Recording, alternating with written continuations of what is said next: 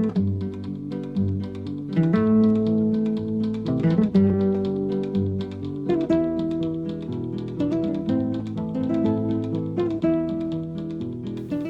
my name is Mark from Canny Gaming, and this is the fourth video in a comprehensive tutorial series for War in Spain 1936 to 39, which was released in January by Matrix, a new theatre-level operational wargame that covers the Spanish Civil War in unprecedented depth.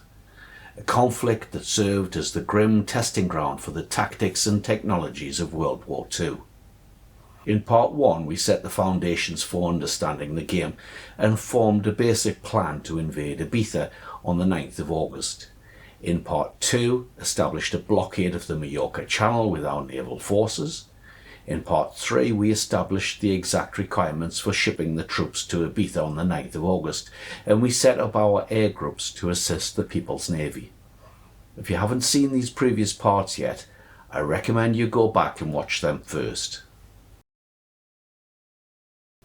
And let me thank everyone who took the time to add comments on the videos and is following the series, whether you want to learn more about the game or are just interested in my historical narratives and the personal stories of some of the people who took part. In part 3 we introduced Capitan Bayo, the simple captain who historically led the invasion. And after the end of the first turn that takes place from 600 hours to midnight on 4th of August, we saw Bayo's briefing as a vehicle for me to tell the story of my own invasion of the Balearics. It uses some generative AI to produce the voices with Spanish accents. It is not meant to be historic, and there will be some roleplay elements to it as I describe my attempts to play the scenario.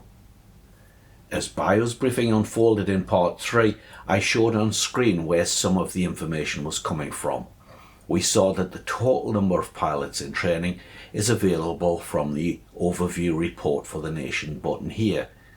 We will come back to the issue of pilot training in a later part, but in a month-long scenario, we are not going to get much additional benefit from training, though I wish we could improve our pilots' reconnaissance skills. But the specific information that I gave that 8 new pilots have reported for duty came from the operations report, which is available from this button. We are now at midnight on 6th of August. We saw at the very end of part 3 that the second turn was played, and I will cover that shortly. This report is now for the 5th of August and does not mention any more pilots volunteering. I will pick out of this report, as well as the combat report and other information available in the interface, the relevant information that I think the staff would report to the commander. I did not mention, for instance, various movements of minor ships that I ordered at the start and that appeared in the ops report later. And the report also covered every ship that had been undergoing repairs in readiness, which, as I explained, is the default and happens to all ships when they are anchored at a port. So, as you can imagine, the ops report can be very long. I will be selective. You will have to go through it all to see what has happened. It looks kinda horrible with my settings. The overall design with the graphics and the background and the style of it is not an issue. It's just the overwhelming size. That might be better from your point of view of being able to read the text on YouTube, and I would be happy with feedback on this. It can be changed. Most of the preferences can be changed while playing a game. Its size is controlled by a setting in the advanced preferences. The button is here on the top menu bar. If you want me to explain any of my settings, then just add it in the comments below. Advanced preferences is here. We have a lot that we can change, but some of these are really obscure and you can sit and read the manual and still be unsure what they do. Some are definitely only for modders. But it's this setting that I want to highlight, 2x pop-up size. And I currently have it at 1, but the default is 0. Let's set it back to 0, then exit. Now when we open the operations report, we get something that doesn't take up most of the screen. I can move it around the screen and not have it obscure things on the map. And no, I don't have this setting at 1 because I cannot read that text. It's fine for me to read the ops report on a 4K monitor even without my glasses. Though, as I said, it might be a little difficult for you to read in a 1080p video. I can easily deal with that for you by doing this in the video editing. No, the problem is this, and you're going to say, what problem, Mark? This problem. Get your microscopes out. The setting controls a number of things in the interface, and some of them are really small, others are really big. We didn't get a happy balance yet from the developers. I'm hoping that they will increase the size of that text box in the 0 setting so that 0 can be more useful to anyone with normal eyesight. I appreciate the efforts they've gone to for people with accessibility issues or for a variety of monitors to be able to set the interface the way they want. You can make things really big if you have that need. But I don't like that I am forced to have the reports that big just so that the renaming pop-up is usable. Still, what I will try to do for the video recording is swap the settings off camera before I end the turn so that during the combat animations we can see more of the map. As well as changing the zoom in the video editing, I also have the ability to extract the information in the reports and place them in a slide, as I did with the reconnaissance information. If you go into your installation folder on your hard drive, which I have on my D drive, Matrix Games, War in Spain, there is a folder here with reports, and these text files are created as you play the game. You can open them in Notepad or any other text editor. Does it tell you anything more than the game tells you? No, but the record over several days is stored here, not just the current turn. You can go back through them if you want to check something, and you can copy from here into some other application. Here, for instance, is the entry confirming the Task Force 4, which contained the Ciudad de Barcelona from Alicante, had arrived at Valencia. This text file, or the ops report itself, can be used to confirm your orders have all been carried out. The reconnaissance information you saw was just copied from the text file. This is really a lot of information. I'm familiar by now to recognize where most of these places are, but if you had several squadrons doing recon in the main campaign, you could get reports of photos from 100 or more places. You won't see a slide like that again from me. The purpose was purely to show lots of places were being photographed.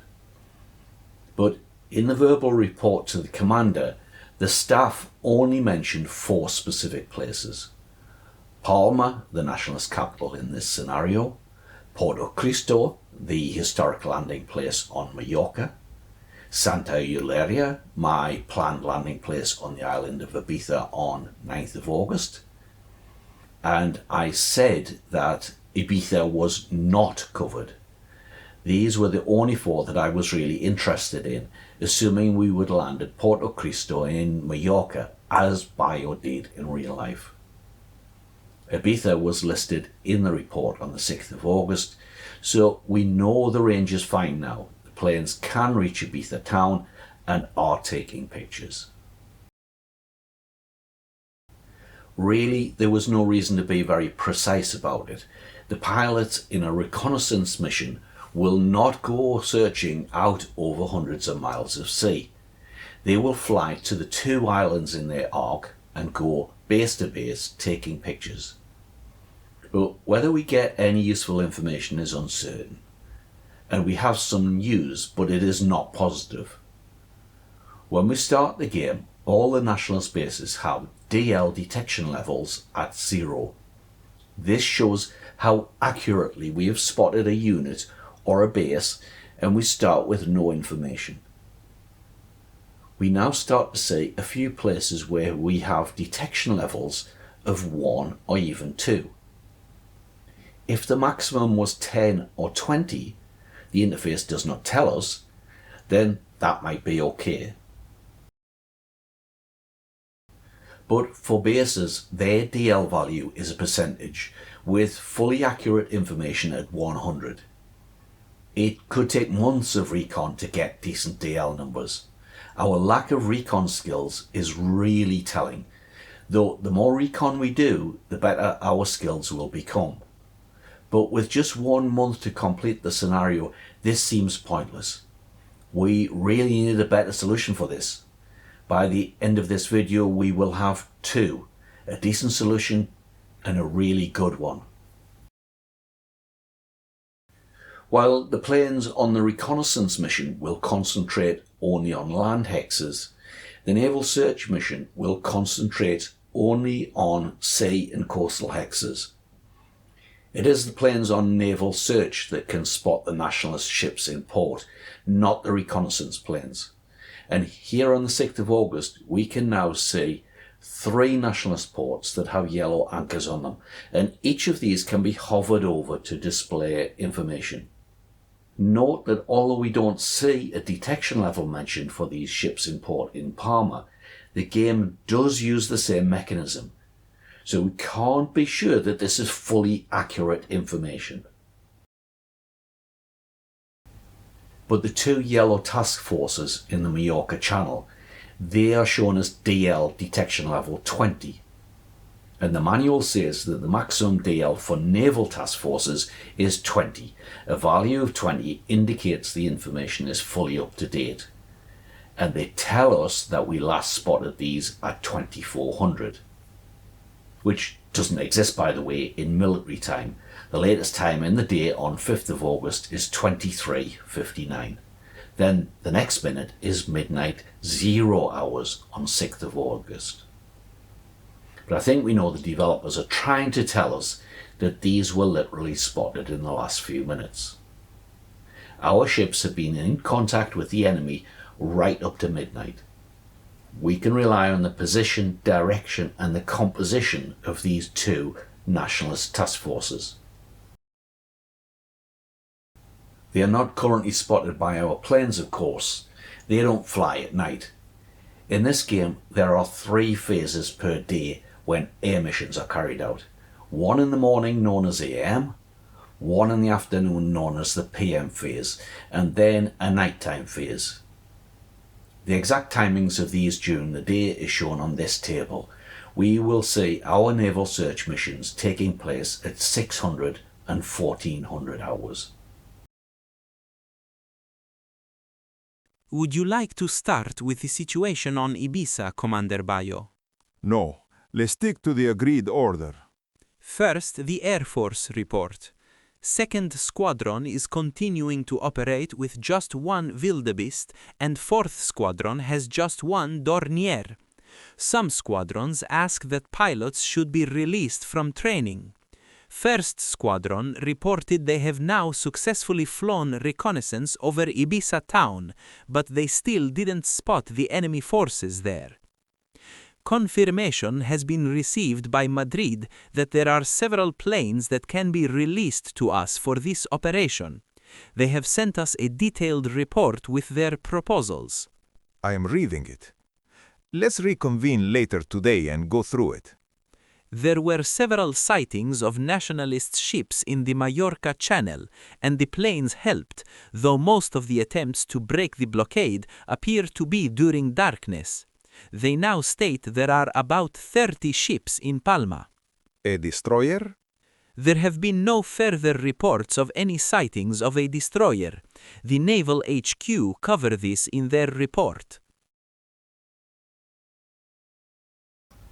We have seen that we have 5 air groups, 4 in Barcelona and 1 in Mahon. All 5 are operating within the range of the Air HQ. Its range of 74 hexes is the longest of any of the 4 types of HQ, and it covers most of the area on this map.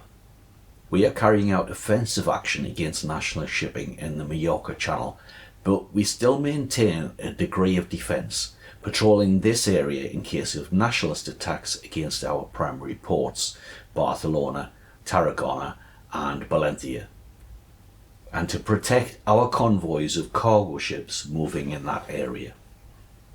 We are not expecting nationalist attacks, but we should be careful, especially since we have been informed in the briefing that a destroyer had been spotted by one of our pilots.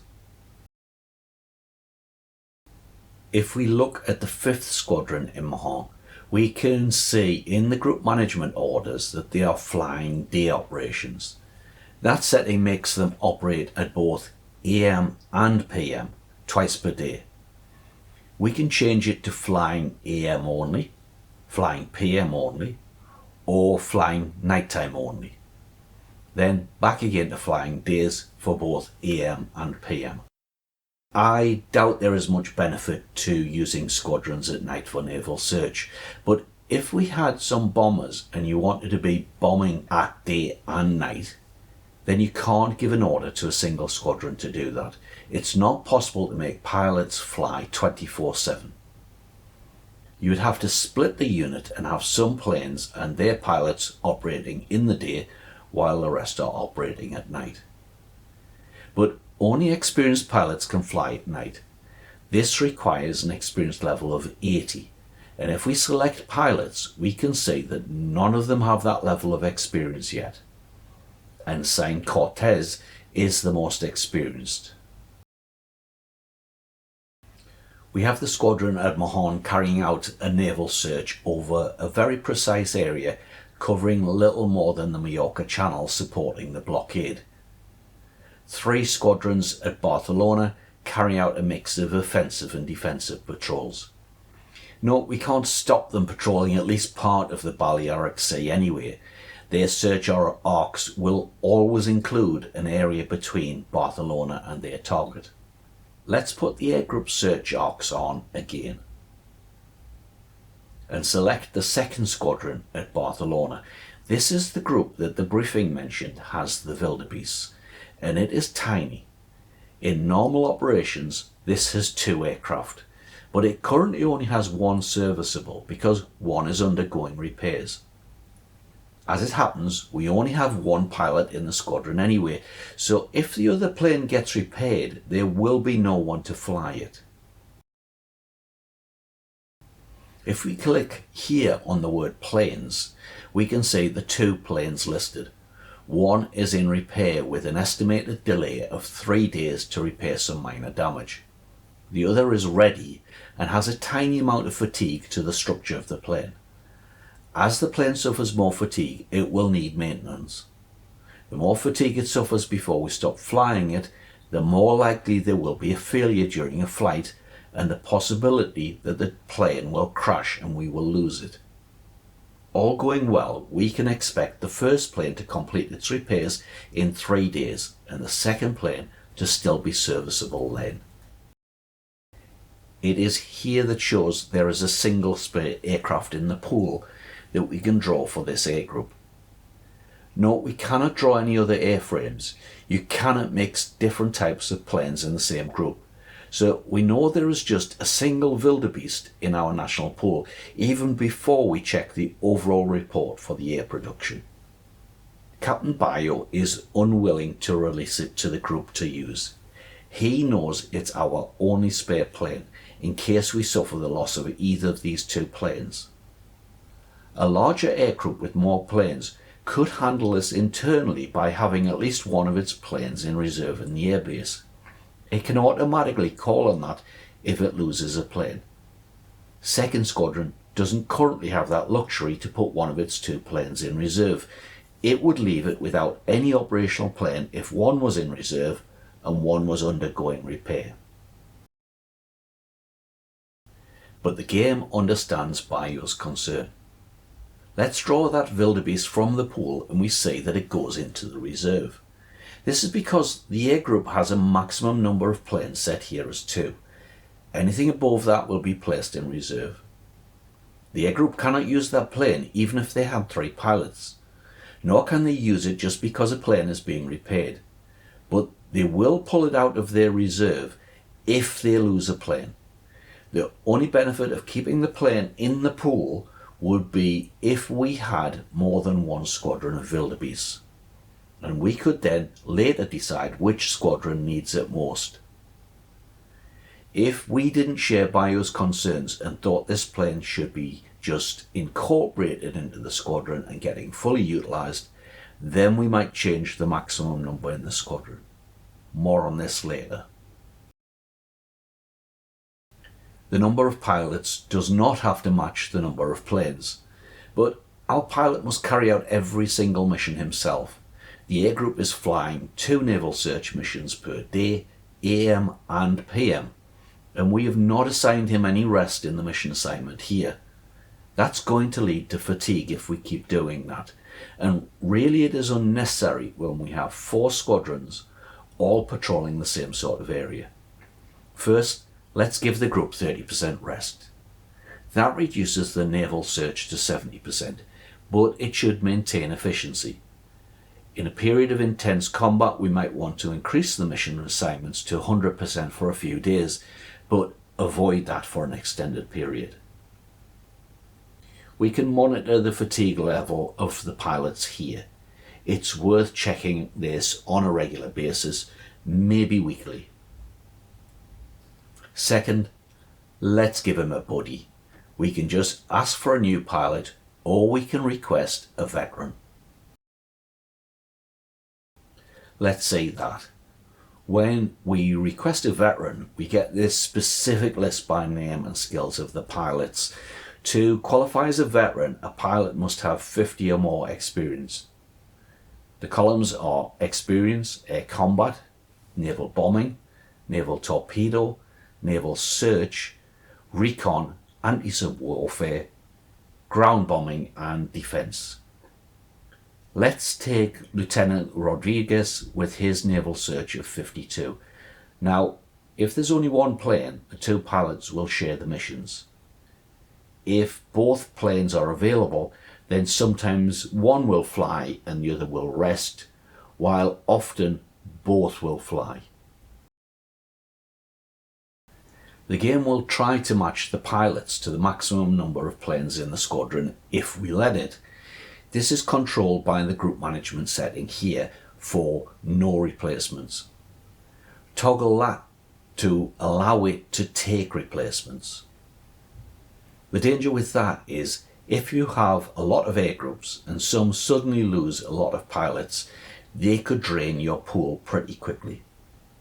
You might want to manage this yourself, as we have already done, but it can be a lot of micro, and you can consider allowing squadrons to manage this. Understanding how tiny this squadron is, it makes no sense to give it the biggest arc of any of the 4 squadrons doing naval search. Just a single plane is searching everywhere from Valencia to northeast of Menorca. We can let it focus just on the Mallorca Channel.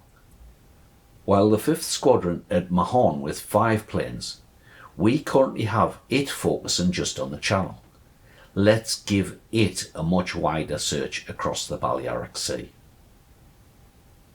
And while we are at it, recruit another pilot there too. We have 5 serviceable planes and now 5 pilots for them.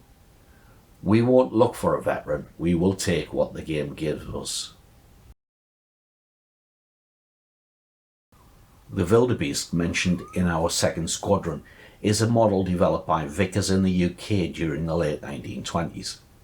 The planes in the Spanish Air Forces were built under licence by CASA, the Spanish aeronautical construction company that was established in 1924 with a factory near Madrid. 25 Vildebeests were produced in 3 variants.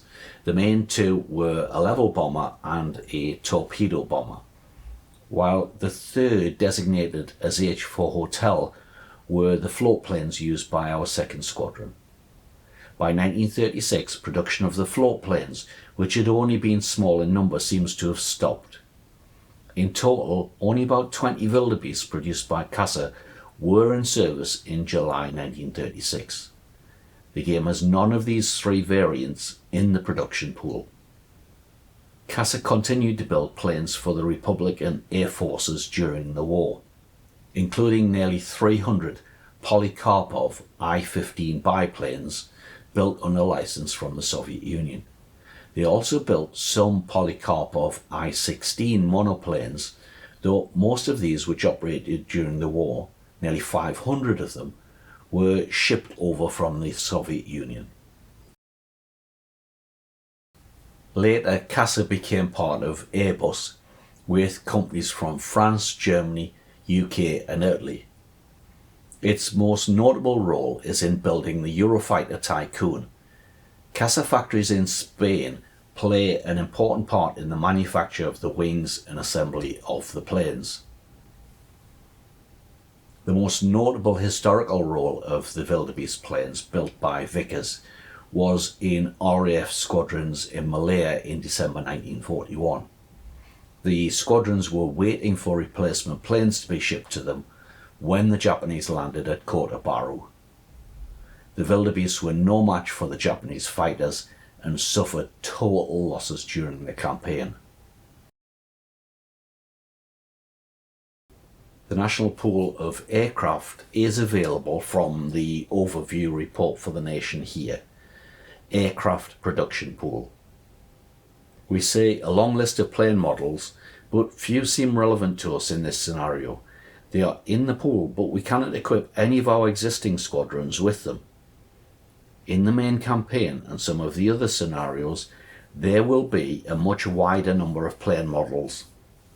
This, I think, is how the pool would look around 6th of August in the main campaign. Ordering by the pool column shows 6 Air Code DH9s. These are land-based planes. We can't use them in our current air groups. And it's here that we would have been able to see also our one Vildebeest before we assigned it. The list confirms that the Vildebeest pool is now 0. The other planes that our squadrons have are the Macchi M18 with 3 of them, the Dornier J with just 1 of them. Our last model is the CASA SM62 and that has none in the pool. 2 of our squadrons use these and we have no way to replace losses. The last thing to notice for this scenario is that most of these planes have rates of production set at 0. The scenario is not going to simulate our industries producing any more of them, except for the SM62. This is a monthly rate, so we should receive 2 more of these during the scenario. We have in the pool several airframes that we cannot use with our 5 squadrons of float planes based out of Barcelona and Mahon air bases and which came under the command of the Spanish Navy. But it has 3 Macchi M18s.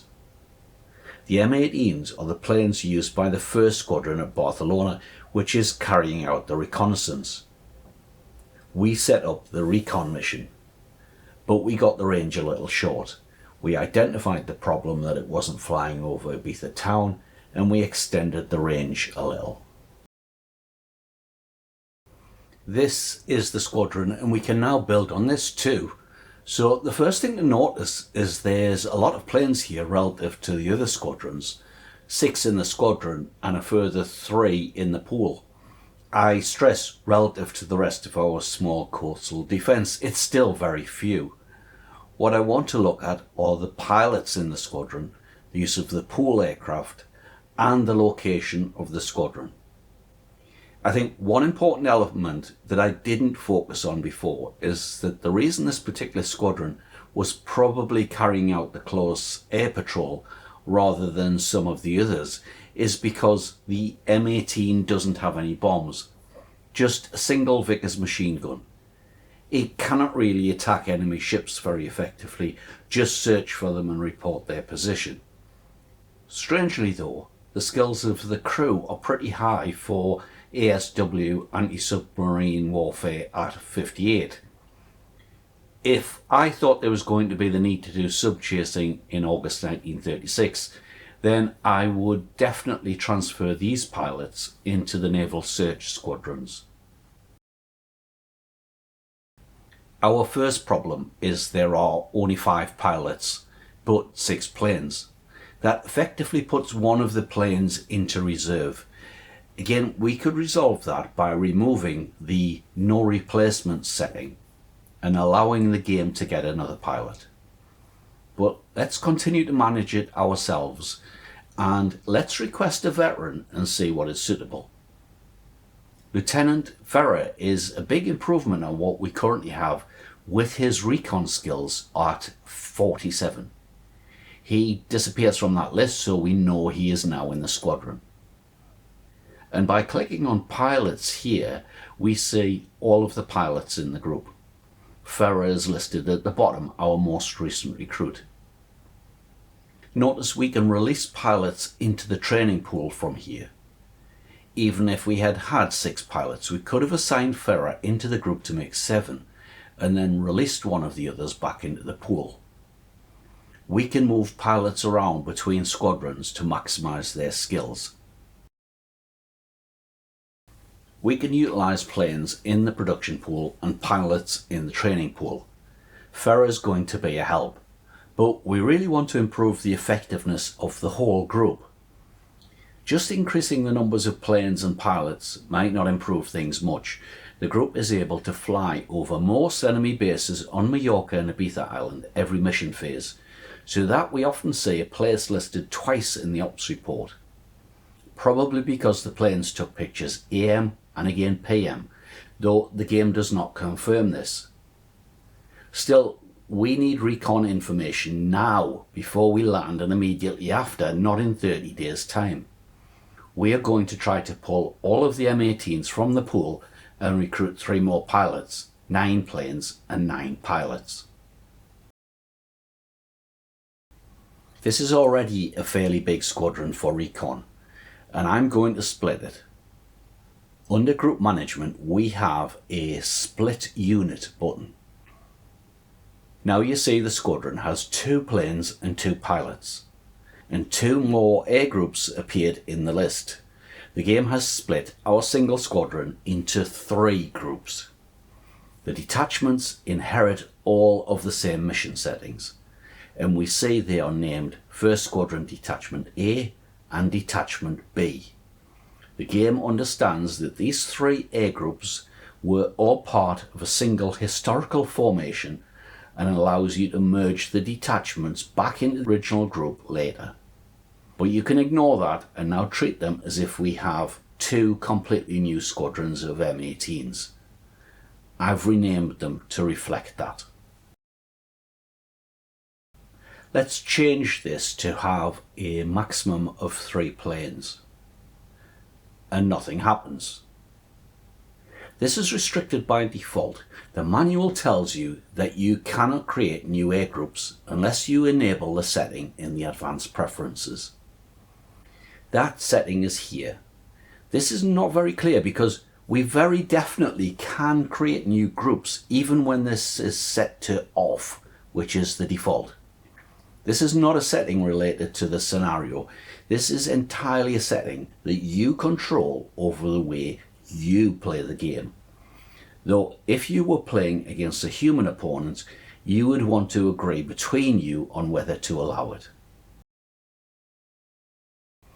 Its real purpose is to stop you changing the size of air groups outside of the limits imposed by the splitting mechanism and to create new group mechanism, which we will see next. It allows you much more control over your air groups to deviate from the historical sizes. You can make them bigger or smaller, and I am enabling it. But I can see why this aspect might be controversial with some players when you see what I have done, and especially what I am going to do. I've taken a squadron that historically had 6 planes doing close air patrol and made 3 squadrons doing recon. And you might still say, so? Shouldn't the game allow that? I'm playing the role of the Commander-in-Chief in charge of all of these planes and pilots. But if you are a purist for following the historical orders of battle, doctrines, tactics, etc., then you might not like it. Still, I'm here to help you learn what the game can do. You don't have to do it in your own game. You can perfectly accept that in 1936, in August, in real life, Bayo must have had little aerial reconnaissance information. You could even make the decision that setting Navy-controlled float planes on recon over land is unacceptable to you. And I'm not going to say that is wrong, and you must do what I have done. Now I have changed that setting, we find that we can change the squadron to have a maximum of 3 planes. Let's change the others and then give them all 3 pilots. We now have 3 squadrons in Barcelona set to do recon, and with a good split of planes and pilots between them. The idea is that we can probably take 3 times as many pictures. I was asked in the comments on part 3 about moving air groups. It's a good question, but Mahon or Valencia? Valencia has an airbase but no airplanes. It's this hex called Manises just to the north of Valencia that contains the airfield and has the aviation base company. And if we look carefully, this is a coastal hex. We can confirm that by hovering over the name of the base on the hex bar at the bottom. It's coastal and we can operate float planes here. They must have access to the sea. Let's return to the 6th Squadron. We can see in the group management commands that we can transfer the group to another base, and it tells us the requirements that it must have water. Let's select that, and then on the map we can choose Manises. This command and several others now turn orange. You cannot use some of these other commands today while the group is being relocated. And in the top left we see that it is now based at Manises. Note that unlike some other games, this is not an order to relocate that will be carried out when we click next turn. This has already taken place. The group is now officially located at Valencia, and the planes that can immediately fly to Valencia have done so. This has to be within their flying range, of course, or we would have the much more complex job of getting them there. All 3 planes are now at Manises next to Valencia, but if any were in repair or we had more planes than pilots, then we could have had planes remain in Barcelona. The game would have created another air group at Barcelona with these planes and describe it as a fragment rather than a detachment. This would usually be temporary. Once the repairs are complete, the plane would fly to Valencia to join the rest of the 6th Squadron. The game does that automatically as long as the fragment has pilots. Our final consideration for relocating the air group is that the orders for the search arc and range no longer work at Valencia. We need to change them. Remember, we are working clockwise. We start the arc in the north and finish in the south. Now, I hope you see the method behind this madness. We have got a reconnaissance squadron not only dedicated to flying over Ibiza Island, but also located at an airbase much closer to the target than Barcelona. I am hoping that will have much better results. The other new squadron we created at Barcelona, I will move to Mahon Air Base. I'll do that off camera. From there, it will be dedicated to recon patrols over Mallorca. If the ability to split and then resize an air group to be able to use the pool in this way is perhaps controversial with some players, then I am certain the next part will have some reaching for their pitchforks that this is an exploit. And they might be right. Remember, you don't need to do this. When we click the airfield button on the hex bar, we get the modern air group sidebar. But we need the traditional window to see a list of all of the air groups at a base. Click on the button at the top. At the bottom of this window, there is a button to create a new group at this base. So we can create an entirely new air group which is not connected in any way to any of the existing air groups. Let's click it, and immediately we see a new icon on the hex bar and an entry in the list of air groups. Let's show the correct way to use these first, then we will, depending on your point of view, exploit the system. I now have an air group with a single plane and no pilots. The plane is not one of the models of planes that we are using in our coastal defence squadrons. As it stands, this is what is known as a ferry or ship squadron. The purpose of forming it is to load this onto ships, or perhaps onto rail or even truck, and move it some distance where the plane does not fly there. In real life, we had examples where planes were flown massive distances in a series of hops. That is only possible if you have access to all the air bases along the way. But you can also load ships into the hold of cargo ships or load them onto the decks of carriers, either to get them to some remote location for your own air forces to use, or to ship them to some foreign port for an ally to use. This is part of the Lend-Lease feature. But there's this strange random element to the creation of the air group, where you have no choice about which airframe is used, nor even the overall type, bomber or fighter, etc. But that's fine, because every air group has an option in the group management to upgrade. Click on the button and we go to this interface where we see a list of suitable upgrades, or actually even downgrades of the airframes on the left. The particular airframes listed in white are because of the selection to view level bombers on the right. We can change this. If we select View Patrol, we see the airframes designated as Patrol. This includes SM-62, but there are none of them in the pool as we already saw, and a Dornier J. Let's select that on the left and click Execute Change. Don't click back or exit without executing this first, or nothing will happen. Now when we go back, the level bomber airframe has been replaced with the Dornier. The word upgrade comes from the idea that we will very often do this to replace old level bombers with more modern level bombers.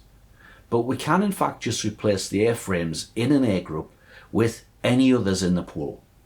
So despite that random element in creating the air group, it can be immediately changed into a ferry group for the right airframe that you want to be loaded onto ships.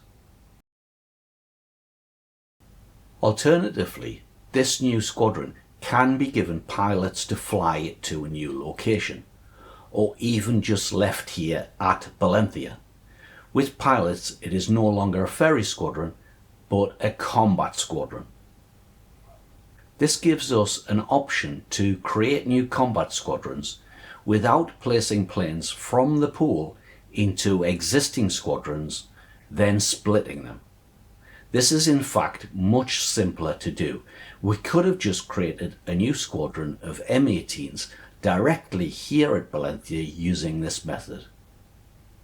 We only had one Dornier in the pool, and we don't have a great need for a single Dornier to fly naval search missions from Balearics, and we are not going to give this to an ally.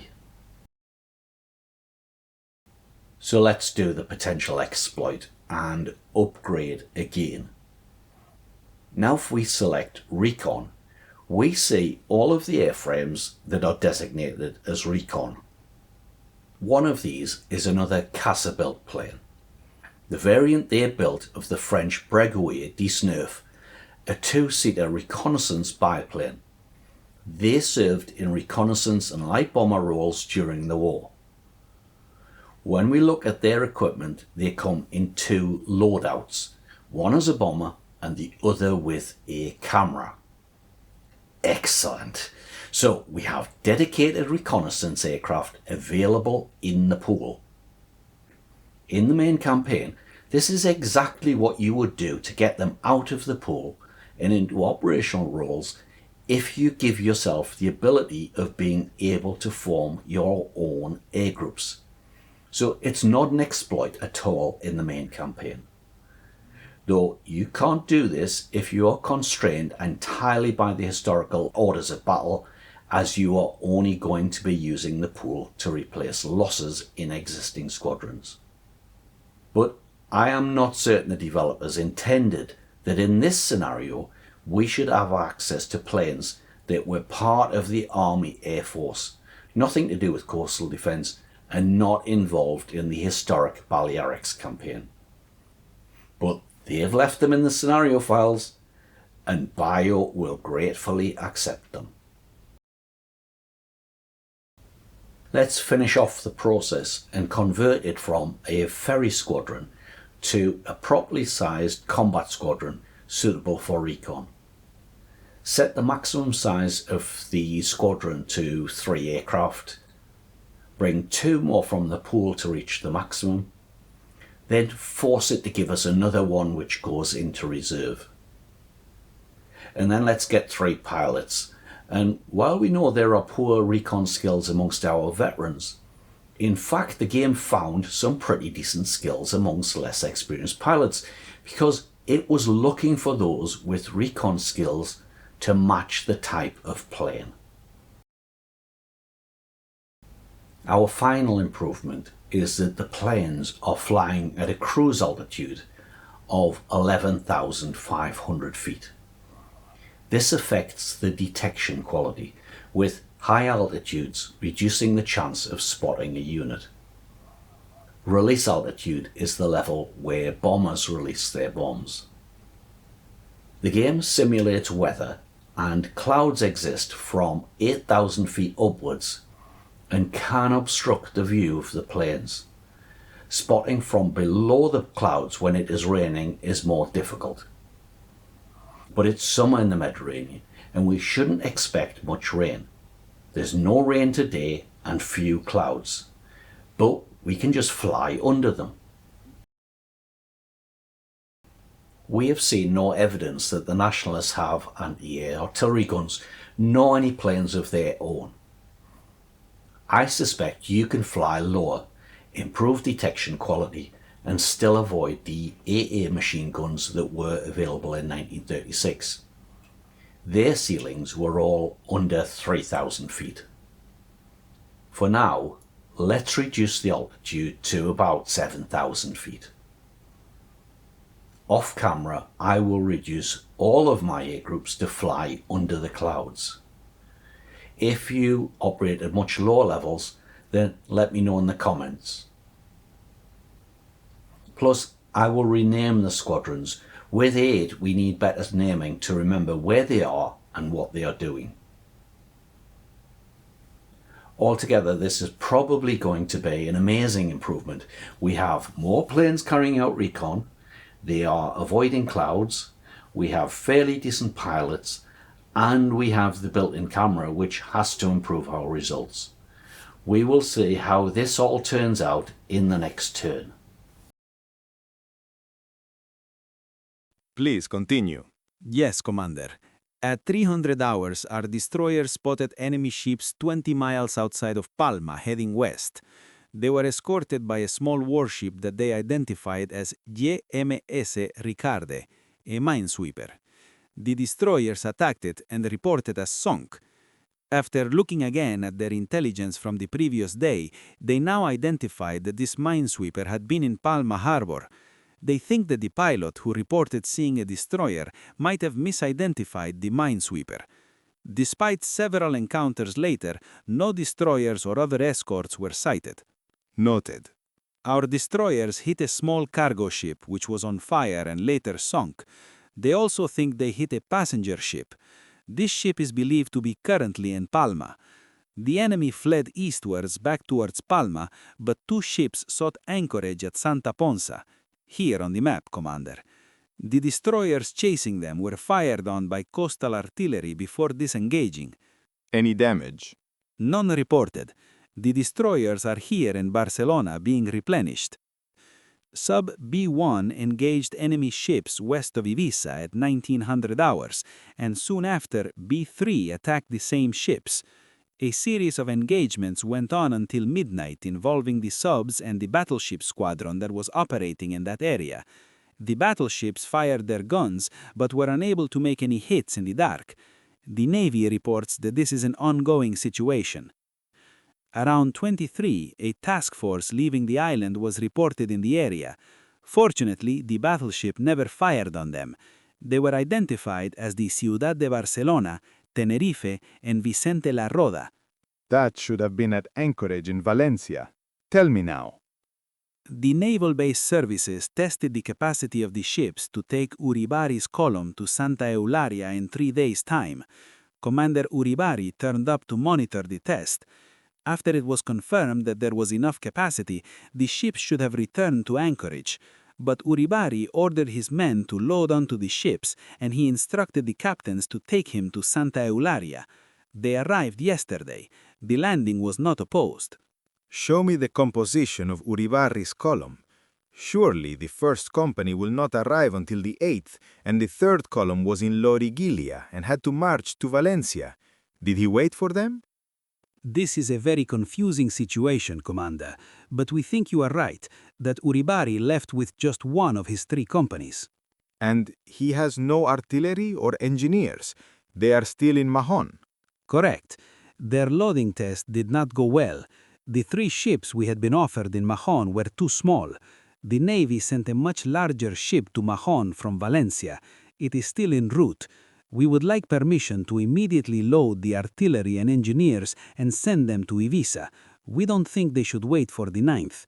Agreed. We will deal with Uribarri afterwards, but at this stage we need to get him as much support as possible. Anything else? The captains at Santa Eulalia appear to have panicked with all of the heavy naval gunfire off the coast and left the port before all of Uribarri's equipment had been unloaded. Okay. Take the following notes. To Navy HQ, ask them to send the battleship squadron to meet the landing flotilla and escort them back to Santa Eulalia. To Valencia Naval Base Services, ask them to identify a suitable ship or ships, whatever they have got, to load Uribarri's 3rd company today and send them to Ibiza.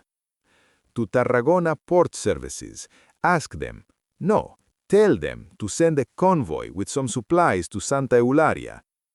And to the Aragon HQ, ask them if they have a suitable column available in Barcelona that could be sent to Ibiza within the next 48 hours. No, get the car and we will drive to the HQ and I will speak to the general personally. Tell them I am coming. We have now further reviewed our air operations, concentrating on improving our reconnaissance.